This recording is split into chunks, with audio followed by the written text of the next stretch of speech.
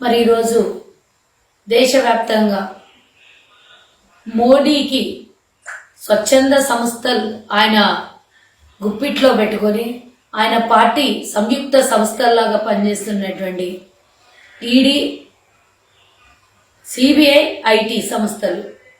నేను ఒకటి అడగాలనుకుంటున్నా, అన్ని చోట్ల మోదీ ఈరోజు ఎన్ని ప్రభుత్వాల్ని కూల్చిండో, ఎంతమందిని కొనుక్కున్నాడో మనకు తెలుసు.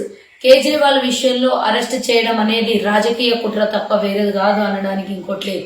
నేను తప్పు చేసిండా చేయలేదా అనేది సెకండరీ మాట్లాడదాం. మనం తప్పు చేసింటే ఎప్పుడో 2 సంవత్సరాల నుంచి అరెస్ట్ చేయాలి, ఎందుకు అరెస్ట్ చేయలేదు అదొక క్వశ్చన్. ఎన్నికల సమయంలో ఎన్నికల కోడ్లోనే ఎందుకు అరెస్ట్ చేయాల్సి వచ్చింది? గత 2 సంవత్సరాలుగా A1 నుంచి ఉన్నటువంటి వాళ్ళు మొన్న కవితతో A12 వరకు అరెస్ట్ చేయడం జరిగింది. మరి ఎంతో మంది దీని వెనకాల కథాకారకాన్ని నడిపిస్తే ఎందుకు ఇన్నాళ్ళు ఒకవేళ తప్పు చేసిండే అనుకుంటే కేజ్రీవాల్ని ఎందుకు అరెస్ట్ చేయలేదు? అదొక క్వశ్చన్ ప్రాధాన్యం. ఇందులో నేను అడుగుతున్నా, నిజంగానే కేజ్రీవాల్ తప్పు చేసిండా చేయలేదా రెండో విషయం అయితే, ఈరోజు 446 కోట్లకి ఎలక్ట్రల్ బాండ్లు చెత్తబద్దం ఎలా చేశాడు ఈ మోదీ ప్రభుత్వం? దీనికి కోర్టు అడుగుతోంది. కోర్టుకు సమాధానం చెప్పాల్సినటువంటి బాధ్యత కన్నా ఎక్కువ ప్రజలు అడుగుతున్నాం.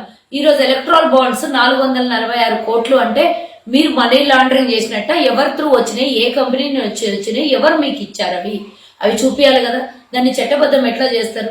మీ అకౌంట్లో ఉన్నటువంటి మీకు ఇచ్చినటువంటి ఈ ఎలక్ట్రల్ బాండ్స్ ఎవరి దగ్గర నుంచి వచ్చినాయి?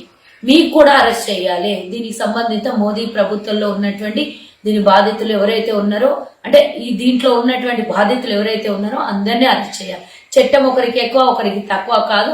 మీరు కూడా 446 కోట్ల కింద వరకు సమాధానం చెప్పలేదు. అవి ఎక్కడి నుంచి వచ్చినా కూడా తేల్చలేదు. కాబట్టి ఇది కూడా అది నేరమైనప్పుడు ఇది కూడా 100% నేరమే. కాబట్టి మోదీ లాంటి వాళ్ళని అందరినీ కూడా అరెస్ట్ చేసి లోపల పడేయాలని నేను కోరుతున్నా.